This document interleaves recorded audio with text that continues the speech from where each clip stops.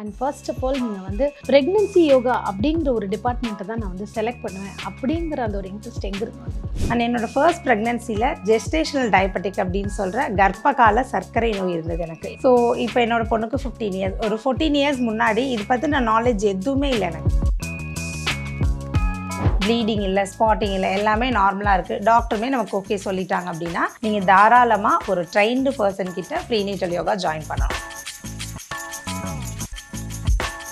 ப்ரெக்னென்சியில் முத்ராஸ் வந்து நிறைய வந்து உங்களுக்கு பெனிஃபிட்ஸ் கொடுக்கும். ஃபஸ்ட்டு வந்து இந்த சின் முத்ரா. இந்த முத்ரா வந்து நான் ரெகுலராக என்னோட கிளாஸ் ஸ்டார்ட் பண்ணுறப்ப இந்த முத்ராவோட தான் ஸ்டார்ட் பண்ணுவேன். ஸோ இந்த டைம் ஒரு இன்ட்ரெஸ்டிங் நியூஸ் உங்ககிட்ட சொல்லணும். பாப்பா பிறந்ததுக்கப்புறம் நாங்கள் பார்க்க போவோம் இல்லையா, அப்போ பார்த்தீங்கன்னா குழந்தை இந்த கை அழகாக வச்சுட்டு இப்படி இருப்பாங்க.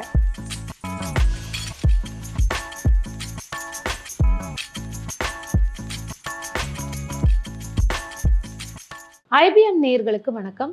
இன்னைக்கு நம்ம ஷோவில் நம்ம கூட ஜாயின் பண்ணுறவங்க ப்ரெக்னென்சியை பற்றி அவேர்னஸ் கொடுத்து அதில் நம்ம எந்த அளவுக்கு யோகா மூலமாக மருந்தே இல்லாமல் ஈஸியாக வந்து நம்மளுடைய ப்ரெக்னென்சியை பேபி டெலிவரிக்கு எந்த அளவுக்கு அது வந்து ஹெல்ப்ஃபுல்லாக இருக்குன்னு சொல்லி நமக்கு ஒரு கிளாரிட்டி கொடுக்கறதுக்காக சூர்யா ஹாஸ்பிட்டல்லேருந்து ப்ரெக்னென்சி யோகா ஸ்பெஷலிஸ்ட் போனா செல்வராஜ் மேம் நம்ம கூட வந்து இணைஞ்சிருக்காங்க. மேம் வணக்கம். வணக்கம்.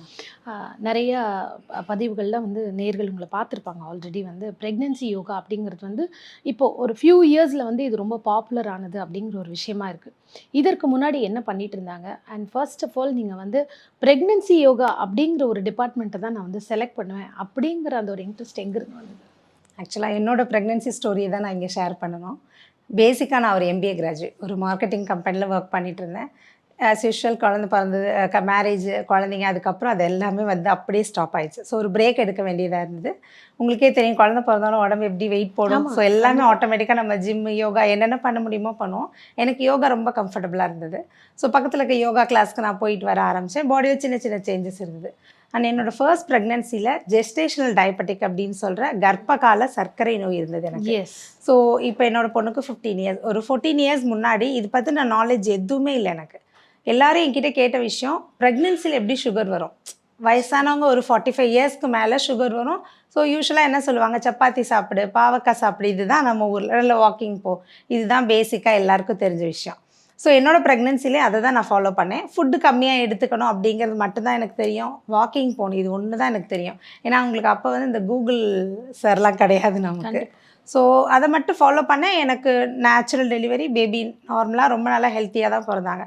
அண்ட் இன் பிட்வீனில் நான் யோகாவும் ஜாயின் பண்ணேன். ஸோ ரொம்ப வெயிட் போட்டதுனால யோகா ஜாயின் பண்ணேன். அண்ட் வெயிட் கொஞ்சம் நல்லா ரெடியூஸ் ஆச்சு. அண்ட் ஃபஸ்ட்டு ப்ரெக்னென்சியில் ஜெஸ்டேஷனல் டயபெட்டிக் இருந்தது வந்து நமக்கு அடுத்த ப்ரெக்னென்சி பிளான் பண்ணுறப்ப வரக்கூடாது. அதுதான் என்னோடய மெயின் மோட்டோவாக இருந்தது. ஸோ போனப்போ சுகர் லெவல்லாம் நார்மலாக தான் இருந்தது. இந்த டைம் நான் செகண்ட் வந்து கன்சீவ் ஆனேன். அதே சேம் எனக்கு செகண்ட் ப்ரெக்னென்சிலையும் ஜெஸ்டேஷனல் டயபெட்டிக் இருந்தது. ஸோ அப்போ நான் பார்த்தப்ப டாக்டர் என்ன சொன்னாங்க அப்படின்னா, நான் ரொம்ப பயந்துட்டு இருந்தேன். ஸோ நான் பார்த்த டாக்டர் வந்து நான் சூர்யா ஹாஸ்பிட்டல் தான் என்னோடய டெலிவரி நடந்தது. அந்த டாக்டர் எனக்கு ரொம்ப சிம்பிளிஃபை பண்ணாங்க. ப்ரெக்னென்சியில் ஜெஸ்டேஷனல் டயபெட்டிக் அப்படிங்கிறது ரொம்ப காமன். ஸோ நீங்கள் உங்களோட லைஃப் ஸ்டைலில் சில சேஞ்சஸ் பண்ணீங்க அப்படின்னாவே உங்கள் பாடியில் நல்ல ஒரு சேஞ்சஸ் இருக்கும். பேபி ரொம்ப ஹெல்த்தியாக உங்களுக்கு வந்து பிறப்பாங்க அப்படின்னாங்க. ஸோ நீங்கள் ஃபஸ்ட்டு பண்ண வேண்டியது ப்ரெக்னென்சி யோகா ஜாயின் பண்ணுங்க அப்படின்னு சொன்னாங்க. ஸோ இம்மிடியட்டாக நான் வந்து அப்போ வந்து ஒரு 3 months 4 months அந்த மாதிரி தான். ஸோ உடனே ஜாயின் பண்ணிட்டேன். எந்த ஒரு மைண்டில் எந்த விஷயமே தோணலை. ஸோ யோகா பண்ணால் அப்போ நமக்கு சுகர் குறையும் அப்படிங்கிற அந்த ஒரே தாட்டில் ஜாயின் பண்ணேன். அது எனக்கு நிறைய சேஞ்சஸ் கொடுத்தது மேம். ஓகே. பாடியில். ஓகே. இப்போ நீங்கள் சொன்ன அந்த ஜெஸ்டேஷனல் டயபெட்டிக் அப்படிங்கிறது இப்போ நிறைய பேர் உண்மையிலேயே ஃபேஸ் பண்ணுறாங்க. கரெக்டாக அது ப்ரெக்னென்ட் ஆகும்போது வரும், குழந்தை பிறந்ததுக்கப்புறம் போயிடும். இதுக்கு மருந்து தருவாங்க. நார்மலாகவே ப்ரெக்னெண்ட்டாக இருக்கும்போது நமக்கு ஃபோலிக் ஆசிடை தாண்டி இன்னும் அவங்கவுங்களோட ஹெல்த் கண்டிஷனுக்கு ஏற்ற டேப்லெட்ஸ் கொடுப்பாங்க. ஸோ எவ்வளோ டேப்லெட்ஸ் தான் நம்ம சாப்பிட்றது அப்படிங்கிற ஒரு கொஷின் மார்க் இருக்கும். இதில் வந்து நிறைய லேடிஸ்க்கு பார்த்தீங்கன்னா 3 months வரைக்கும் பெட்டை விட்டு நகரக்கூடாது, அப்போது 5 monthsக்கு அப்புறம் தான் பண்ணணும். சில பேர் ரொம்ப வெயிட் போட்டுருவாங்க, சில பேர் அனிமிக் ஆகிடுவாங்க. ஸோ அயன் டேப்லெட்ஸ், இப்படி டேப்லெட்ஸுடைய நம்பர்ஸ் வந்து அதிகமாகிட்டே போகும். இப்போ இந்த ப்ரெக்னென்சி யோகான்றதுனால நம்ம எந்தெந்த விஷயத்துக்கான டேப்லெட்ஸை கம்மி பண்ணிட முடியும்? டேப்லெட்ஸ் வந்து நம்ம ஆக்சுவலாக ப்ரெக்னென்சி யோகா ஸ்டார்ட் பண்ணுறதுக்கு முன்னாடி ஃபஸ்ட்டு டாக்டர் கிட்ட ஒப்பீனியன் வாங்கிடும். ஓகே. ஏன்னா ஒவ்வொரு ப்ரெக்னென்சியுமே யூனிக் தான். ஸோ இப்போ எனக்கு இருந்த மாதிரி உங்களுக்கு இருக்காது. உங்களோட ஃபர்ஸ்ட் ப்ரெக்னென்சிக்கும் செகண்ட் ப்ரெக்னென்சிக்குமே நிறைய வேரியேஷன்ஸ் உங்களுக்கு இருந்திருக்கும். ஃபஸ்ட்டு நம்மளை வந்து நம்மளோட பாடியில் எந்த காம்ப்ளிகேஷனும் இல்லை, உங்களோட ஸ்கேன் ரிப்போர்ட் பர்ஃபெக்டாக இருக்குது, ப்ளீடிங் இல்லை, ஸ்பாட்டிங் இல்லை, எல்லாமே நார்மலாக இருக்குது, டாக்டருமே நமக்கு ஓகே சொல்லிட்டாங்க அப்படின்னா நீங்கள் தாராளமாக ஒரு ட்ரெயின்டு பர்சன் கிட்ட ப்ரீனேட்டல் யோகா ஜாயின் பண்ணணும். யூடியூப், இன்ஸ்டாகிராம் இந்த மாதிரி சோஷியல் மீடியா அப்படிங்கிறது ஒரு அவேர்னஸ் தான். ஸோ அதை பார்த்து நம்ம பண்ணணும் அப்படிங்கிற அவேர்னஸ் வரணுமே தவிர நம்ம அதை அப்படியே காப்பி பண்ணி வீட்டில் பண்ணக்கூடாது. ஸோ ஜென்ரல் யோகாக்கும் இதுக்கும் நிறைய டிஃப்ரென்ஸ் இருக்குது. அதனால அதை ஃபஸ்ட்டு ஒரு டிஸ்க்ளைமராக நான் கொடுத்துட்றேன். ஸோ எந்தெந்த விஷயத்துக்கு டேப்லெட் எடுத்துக்க வேண்டாம் அப்படின்னா, ப்ரெக்னென்சியில் யூஸ்வலாக எல்லாருக்கும் வர காமன் இஷ்யூஸ் என்ன அப்படின்னா பேக் பெயின். ஏன்னா பாப்பாவோட வெயிட் இன்க்ரீஸ் ஆக ஆக உங்களுக்கு பேக்கில் வந்து சிவியர் பெயின் வர ஆரம்பிக்கும். எஸ். ஸோ சின்ன சின்ன நம்ம கொடுக்குற மூமெண்ட்ஸ் மூலமாக, ஒரு பர்டிகுலர் ஆசனாஸ் மூலமாக உங்களோட பேக் பெயினை சரி பண்ணலாம் நம்ம. ஓகே. அண்ட் வந்து பாப்பாவோட பொசிஷன், சில பேருக்கு வந்து பேபி வந்து ஹெட்டு மேலே வச்சுட்டு உட்காந்துருப்பாங்க, சில பேருக்கு தலை கீழே திரும்பி இருப்பாங்க. ஸோ சில பேருக்கு தலை மேலே இருக்குது அப்படின்னா ப்ரீச் ப்ரெசன்டேஷன்னு சொல்லுவோம் அதை. ஸோ அந்த ப்ரீச்சில் இருக்க குழந்தைய தலை திரும்புறதுக்கு பர்டிகுலர் ஸ்ட்ரெச்சஸ் வந்து நாங்கள் வந்து அவங்களுக்கு ஸ்பெசிஃபைடாக சொல்லிக் கொடுப்போம். ஸோ இது மூலமாக குழந்தை அழகாக திரும்ப ஆரம்பிச்சதுக்கப்புறம் நேச்சுரலாக அவங்களுக்கு டெலிவரி பெயின் வரத்துக்கும், பாப்பா நேச்சுரல் டெலிவரி ஆகிறதுக்கும் நிறைய வந்து இந்த போசஸ் வந்து சப்போர்ட் பண்ணும். ஓகே. அண்ட் வந்து கிராம்ஸ், தூங்கிட்டு இருக்கப்ப ஏர்லி மார்னிங் ஒரு கிராம்ஸ், கால் அப்படி இழுத்து பிடிக்கிற மாதிரி ஒரு சின்ன பெயினோடு இருப்பாங்க. இது வந்து எல்லாருமே கிராஸ் பண்ணியிருப்போம் ப்ரெக்னென்சி ஜேர்னியில். ஸோ அந்த கிராம்ஸ் வராமல் இருக்கிறதுக்கு ரெகுலர் ஸ்ட்ரெச்சஸ் பண்ணோம் அப்படின்னா டோட்டலாக கிராம்ஸ் சுத்தமாக அவாய்ட் பண்ணிடலாம். ஓகே. இப்போ நீங்கள் சொல்கிற இந்த விஷயங்கள்லாம் எத்தனாவது மாதத்துலேருந்து, இப்போ ஒரு 2 கேட்டகரியாக பிரிச்சுக்கலாம். நார்மலாக இருக்காங்க, அவங்களுக்கு டயபெட்டிக் இல்லை, வேறு ஹெல்த்தில் எந்த இஷ்யூவும் இல்லை, they are having healthy pregnancy அப்படிங்கிறவங்க அதாவது எத்தனை டேஸ் ஆர் மந்த்ஸ்லேருந்து ஸ்டார்ட் பண்ணணும்? இல்லை கொஞ்சம் காம்ப்ளிகேஷன்ஸ் இருக்காங்க, like they are diabetic and அவங்களுடைய யூட்ரஸ் லெவல் வந்து ரொம்ப என்ன சொல்கிறது, ரொம்ப சாஃப்டாக இருக்குது, தே கேனாட் இமீடியட்லி ஒரு சின்ன அசைவாக இருந்தாலும் அவங்களுக்கு வந்து ஒரு வேறு ஏதாவது ப்ராப்ளம் ஆகிறதுக்கு வாய்ப்பு இருக்குது அப்படிங்கிறவங்க எந்த டயத்துலேருந்து ஸ்டார்ட் பண்ணலாம், எப்போ அதை ஸ்டாப் பண்ணணும், அண்ட் வீட்டில் இதை அவங்க தனியாக பண்ணலாமா பார்த்து, இல்லை யாரானு ஒரு டாக்டருடைய அட்வைஸ், இல்லை கூட யாராவது கண்டிப்பாக இருக்கணும் அப்படிங்கிற ஒரு விஷயம் இருக்குது? ஓகே. ஆக்சுவலாக உங்களோட ப்ரெக்னென்சியில் எந்த காம்ப்ளிகேஷனுமே இல்லை அப்படின்னா, உங்களோட ஃபர்ஸ்ட் ட்ரைமஸ்டர் முடிஞ்ச உடனே நீங்கள் வந்து செகண்ட் ட்ரைமஸ்டர்லேருந்தே ஸ்டார்ட் பண்ணலாம். இப்போலாம் டாக்டர்ஸ் வந்து 9 வீக்ஸ் 12 வீக்ஸ்லேயே வந்து சஜஸ்ட் பண்ணுறாங்க. ஏன்னா இதோட ரிசல்ட் வந்து அந்த அளவுக்கு இருக்கும் உங்களுக்கு. கண்டிப்பாக. ஸோ பாடி வந்து இதை ஒரு சிக் மாதிரி ஃபீல் பண்ணாமல் ரொம்ப ஹாப்பியாக, நல்ல ஹாப்பி ஹார்மோன்ஸ் பாடியில் நிறைய வந்து உங்களுக்கு வந்து க்ரியேட் ஆகுது. ஸோ அதனால டாக்டர்ஸ் வந்து ப்ரெக்னென்சியில் காம்ப்ளிகேஷன் இல்லை அப்படின்னா நீங்கள் 12th வீக்லேருந்தே உங்களோட ப்ரெக்னென்சி யோகா வந்து ஸ்டார்ட் பண்ணலாம். இல்லை உங்களுக்கு காம்ப்ளிகேஷன் லைக் லோ லைன் பிளசண்டா, அவங்களோட பிளசண்டா ரொம்ப கீழே இறங்கி இருக்கு, அடிக்கடி உங்களுக்கு ப்ளீடிங் ஆகுது, ஸ்பாட்டிங் ஆகுது, வாட்டர் லீக்கேஜ் மாதிரி ஏதோ சம் ஃபீல் ஆகுது. ஸோ இதெல்லாம் இருந்துச்சு, பாப்பாவோட வெயிட்ல எந்த சேஞ்சஸுமே இல்லை, ஒரு ப்ராப்பர் வெயிட், இன்னும் ஐடியல் வெயிட் வரல பாப்பா, இந்த மாதிரி காம்ப்ளிகேஷன் இருக்கவங்க டாக்டரோட அட்வைஸ் வாங்கினதுக்கு அப்புறம் தான் ஸ்டார்ட் பண்ணணும். அண்ட் அவங்களுக்குமே ரொம்ப இன்டென்ஸ் ஒர்க் அவுட் எதுவுமே சொல்ல மாட்டோம் நாங்கள். ரொம்ப பேசிக்காக உட்காந்து பண்ணுற மாதிரி சின்ன சின்ன பிராணாயாமாஸ், மூச்சு பயிற்சி, மைண்டை ரிலாக்ஸ் பண்ணுறதுக்கு ரிலாக்ஸேஷன், கையில் இருக்க முத்ராவை யூஸ் பண்ணி சில போஸ்டர்ஸ் வந்து சொல்லிக் கொடுப்போம். அந்த போஸ்டர்ஸ் வந்து என்ன பண்ணும் அப்படின்னா மைண்ட் லெவலில் வந்து அவங்களோட ஸ்ட்ரெஸ் அண்ட் ஆன்சைட்டியை கம்மி பண்ணும். ஸோ அந்த மாதிரி முத்ரா, இப்போ உட்காந்துட்டு இந்த முத்ராவில் நான் உட்காந்து மெடிடேஷன் பண்ணுறேன் அப்படின்னா அது மூலமாக எந்த ஹார்ம் வர போகிறதில்ல. ஸோ இந்த மாதிரி ரிலாக்ஸ்டாக பண்ணுற விஷயங்கள் வந்து அவங்களுக்கு அந்த மாதிரி காம்ப்ளிகேஷன் உள்ள ப்ரெக்னென்சிக்கு சஜஸ்ட் பண்ணுவோம். ஓகே. இப்போ நார்மலாகவே பண்ணலாம் அப்படின்னா, இப்போ இந்த யோகாங்கிறது ஒரு நாளைக்கு எத்தனை நிமிஷம் வரைக்கும் பண்ணலாம்? மார்னிங் ஈவினிங் 2 டைம்ஸ் பண்ணலாமா? ஃபஸ்ட்டு நீங்கள் சொன்ன மாதிரி எல்லா விமனுக்குமே எக்ஸைட் ஆவாங்க, தே ஆர் ப்ரெக்னென்ட்டுன்னு. அடுத்தது ஸ்ட்ரெஸ் அப்படிங்கிற ஒரு விஷயந்தான் வரும். நம்ம பாடி எந்த மாதிரிலாம் சேஞ்ச் ஆக போகுது, நம்ம லைஃப் ஸ்டைல் சேஞ்ச் ஆக போகுது, நம்மளுடைய அடுத்தது நமக்கு வந்து சி செக்ஷன் நடக்குமா, நார்மல் நடக்குமா, அதுக்கப்புறம் நம்ம ஏன்னா நிறைய வீடியோஸ் பார்க்குறாங்க ஆஃப்டர் ப்ரெக்னென்சி, எனக்கு நிறைய ஸ்டோரிஸ்லாம் சொல்கிறாங்க. இதை பார்த்து பயந்தவங்க தான் அதிகம். அதனாலே வந்து நிறைய லேடிஸ் என்ன ப்ரிஃபர் பண்ணுறாங்கன்னா, எனக்கு குழந்தை வேண்டாம்னு அதை தள்ளி போடுறதுக்கான யோஜனை தான் நிறையா இருக்குது. இதை பார்த்தினா உங்களுடைய ஒரு விலை? கண்டிப்பாக மேம். இப்போ அதான் நான் சொன்ன மாதிரி காம்ப்ளிகேஷன்ஸ் எதுவும் இல்லைன்னா நீங்கள் ஸ்டார்ட் பண்ணலாம். ப்ராப்பர் கைடன்ஸோட பண்ணுறது ரொம்பவே அட்வைசபிள். இப்போ நீங்கள் ஜென்ரல் யோகா, ஒரு நார்மலாக நான் யோகா பண்ணுறேன் அப்படின்னா, நான் கையை தூக்குறேன், காலை தூக்குறேன்னா பெருசாக என்ன காம்ப்ளிகேஷன் வரும் அப்படின்னா, கிராம்ஸ், கை பிடிச்சிக்கும், கால் பிடிச்சிக்கும், அது ஒரு 10 டேஸில் சரியாயிடும். இப்போ நமக்குள்ளே ஒரு பாப்பா உருவாகிட்டு இருக்காங்க. ஸோ நம்ம அது மேலே ரொம்ப கன்சர்னாக இருக்கணும். ஒரு சின்ன ஸ்ட்ரெச், நான் அப்படி கால் தூக்குறேன், இந்த பெல்விக் மசில்ஸ் கிட்டே எனக்கு ஒரு கிராம்ப் மாதிரி பிடிச்சிக்கிடுச்சுன்னா அது எனக்கு சரியாகிறதுக்கு ஒரு 10 டேஸ் ஆகும். ஸோ அந்த 10 டேஸ் என்னால் ஒன்றுமே பண்ண முடியாது. ஐடியலாக சும்மாவே உட்காந்துருக்கணும். அது இன்னும் என்னோடய ஸ்ட்ரெஸ் லெவலை ஜாஸ்தி பண்ணும், தேவையில்லாமல் எடுத்து சாப்பிடுவோம் ஏதாவது. ஸோ உட்காந்துட்டு எந்த ஃபிசிக்கல் ஆக்டிவிட்டியுமே பண்ண முடியாது. ஸோ ப்ராப்பர் கைடன்ஸோடு பண்ணுறது பெஸ்ட். அது வந்து ப்ரெக்னென்சியில் முக்கியமாக சொல்ல வேண்டியது. ஏன்னா இப்போ உள்ளவங்க என்ன பண்ணுறாங்க அப்படின்னா, நீங்கள் வீடியோஸ் பார்த்தீங்கன்னாவே தெரியும், 3rd ட்ரைமஸ்டரில் இந்த யோகாலாம் பண்ணிடுங்க, 2nd ட்ரைமஸ்டரில் இதெல்லாம் பண்ணிடுங்க, பாப்பா தலை திரும்பலையா இதெல்லாம் பண்ணுங்க, இந்த 3 எக்ஸசைஸ் பண்ண எனக்கு நார்மல் டெலிவரி ஆயிடுச்சு.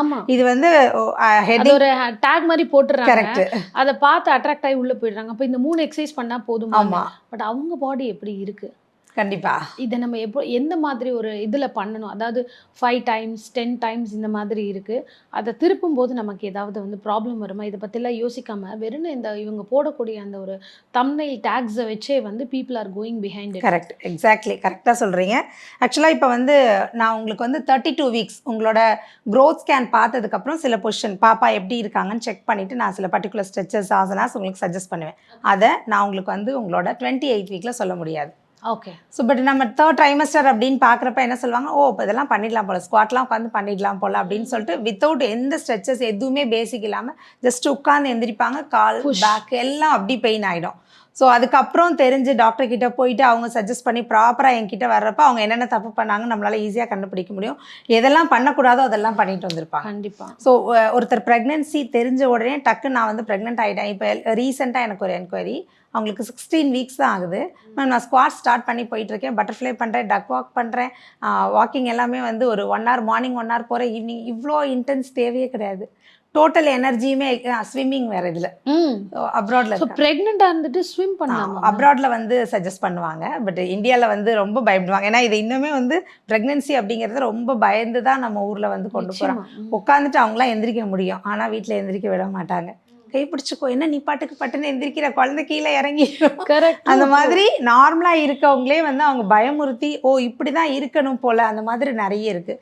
நீங்கள் கேள்விப்பட்டிருப்பீங்க, ப்ரெக்னெண்ட்டாக இருக்கவங்க படுத்துட்டு வந்து எழுந்து உட்காந்து தான் டேர்ன் பண்ணி உடனே டக்குன்னு எந்திரிக்க கூடாது. First left hand side turn பண்ணணும், மெதுவாக எந்திரிக்கணும், அப்புறம் தான் ஸ்ட்ரெயிட் ஆகணும். ஆமாம், இது வந்து பேசிக்காக சொல்லி கொடுத்துருவோம். ஆமாம், ஸ்ட்ரைட்டாக படுக்கவே கூடாது, இந்த மாதிரிலாம் நிறைய சொல்கிறாங்க. நிறைய இதில் வந்து ஒரு மித்து வந்து நிறைய ஃபாலோ ஆகிட்டு இருக்கு மேம். அதாவது ஆக்சுவலாக ஸ்ட்ரைட்டாக படுக்கக்கூடாது, பட் நீங்கள் லெஃப்ட் சைடு படுத்து ஸ்ட்ரைட் திரும்பி ரைட் சைடு படுத்து அந்த மாதிரி படுத்துக்கலாம்.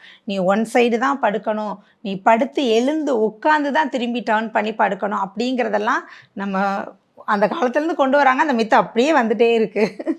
கண்டிப்பாக நீங்கள் சொல்கிறது வந்து இது என்ன ஆகுது, இதனாலே கிராம்ஸ் அதிகமாக. ஆமாம், ஒன் சைடாகவே படுத்துட்டு இருப்பாங்க, கால் வாயிலேருந்து சத்தமே வராது. கரெக்ட் நீங்கள் சொல்கிறது. ஏன்னா ஒன் சைடு ஃபுல்லாக படுத்திருப்பாங்க. ஒரு ஹோல் அடுத்த நாள் கிளாஸ் வரப்போ வந்து கேட்பேன் என்னாச்சு அப்படின்னு. இல்லை நான் 2 சைடும் படுக்க என்னை விட மாட்டேங்கிறாங்க, ஒரு சைடு தான் படுக்கணும், எனக்கு நம்பாயிடுச்சு இந்த பக்கம் ஃபுல்லாக, என்னால் கையே ரைஸ் பண்ண முடியலன்னு வருவாங்க. திருப்பி சில ஸ்ட்ரெச்சஸ் எல்லாம் கொடுத்து அவங்களுக்கு சில மசாஜ் எல்லாம் சொல்லி கொடுத்து நார்மலாக அனுப்பிச்சிடும். இப்போ தான் அந்த பயம் கொஞ்சம் போகுது. ஆக்சுவலாக இதுக்கு வந்து நான் ஆன்லைன் செஷனுக்கு வந்து தேங்க் பண்ணணும். ஆன்லைன் அப்படிங்கிறப்ப வீட்டில் வந்து எல்லாரும் முன்னாடி தான் அவங்க பண்ணுவாங்க. கரெக்ட். ஸோ அம்மா மேக்ஸிமம் எல்லாரும் முன்னாடி அப்படிங்கிறத அம்மாவுக்கு வந்து பக்கத்துலேயே இருப்பாங்க. ஆஃப்லைன் கிளாஸில் நாங்கள் அலோவ் பண்ண மாட்டோம் உள்ள. ஏன் அப்படின்னா அவங்க உள்ளே வந்து எங்களே பயமுறுத்திடுவாங்க. டியூட்டரே, என்ன நீங்கள் கையை தூக்க சொல்கிறீங்க, காலை தூக்க சொல்கிறீங்க, இடுப்பை மேலே தூக்க சொல்கிறீங்க, குழந்தை மேலே வந்துடும், அந்த மாதிரி எங்களையும் சேர்த்து பயமுறுத்திடுவாங்க. பட் ஆன்லைன் கிளாஸில் நம்ம ஒன்றும் பண்ண முடியாது, வீட்டில் தான் அவங்க பண்ணுறாங்க. அந்த டைமில் அவங்க நம்ம சொல்கிற விஷயத்தை அவங்களுமே வாங்குறாங்க, கிராஸ் பண்ணிக்கிறாங்க. ஸோ இதுதான் உண்மை போல் அப்படிங்கிறத பிலீவ் பண்ண ஆரம்பிக்கிறாங்க. ஸோ ஆன்லைன் வந்து ரொம்ப பெஸ்ட்டாக இருக்குது இப்போ. ஓகே, இப்போ வந்து ஃபஸ்ட்டு ஸ்ட்ரெஸ் ஃப்ரீ ஆகணும். யாரெல்லாம் வந்து ப்ரெக்னென்ட் ஆகிட்டு இருக்காங்களோ, இல்லை ஆல்ரெடி இருக்காங்க ரெடி ஃபார் டெலிவரி, இல்லாட்டி இப்போ தான் குட் நியூஸ் வந்திருக்கு, ஃபஸ்ட்டு உங்கள் மைண்ட்லேருந்து ஸ்ட்ரெஸ் எடுக்க இந்த முத்ராஸ் அண்ட் இந்த ஒரு விஷயம் பண்ணுங்க அப்படின்னா என்ன, நம்ம நேயர்களுக்காக? ஷியோர் மேம், கண்டிப்பாக. ஏன்னா ஃபஸ்ட்டு ஒருத்தர் ப்ரெக்னென்ட் ஆகிட்டோம் அப்படின்னோடனே சந்தோஷம் வரும், அதை விட பயம் வர ஆரம்பிச்சிடும். அதுவும் வந்து ஃபஸ்ட்டு சிங்கிள் சைல்டாக இருக்கவங்க அப்படின்னா அவங்க இதுக்கு முன்னாடி இந்த மாதிரி ஒரு விஷயம் பார்த்துருக்கவே மாட்டாங்க.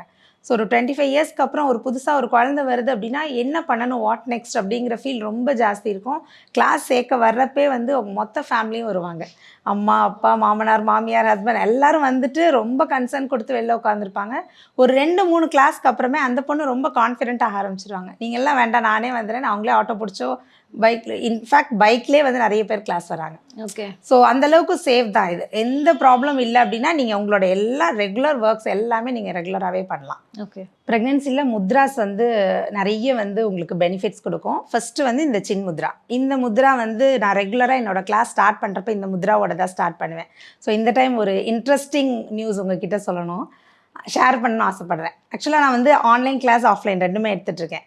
ஸோ இந்த முத்ரா வந்து இந்த முத்ரா சொல்லுவேன், அப்புறம் ஆதி முத்ரா, நிறைய முத்ராஸ் இருக்குது. ஸோ நீங்கள் பார்த்துருப்பீங்க, குழந்தை வந்து அம்மா வயிற்றுல இப்படி தான் வச்சுருப்பாங்க. ஸோ ஃபஸ்ட்டு நம்மளோட முத்ராவே இந்த ஆதி முத்ரா தான். ஆதி மீன்ஸ் ஃபஸ்ட் எல்லாருக்கும் தெரியும். ஸோ இந்த முத்ராவோட வெளியில் வந்ததுக்கப்புறம் பாப்பா பிறந்ததுக்கப்புறம் நாங்கள் பார்க்க போவோம் இல்லையா, அப்போ பார்த்தீங்கன்னா குழந்தை இந்த கை அழகாக வச்சுட்டு இப்படி இருப்பாங்க. ஸோ நிறைய ஃபோட்டோஸ் அதுக்கப்புறமே இப்போ ஆன்லைனில் இருக்கவங்களோட பசங்களை நான் பார்க்க முடியாது, பேபிஸை பார்க்க முடியாது.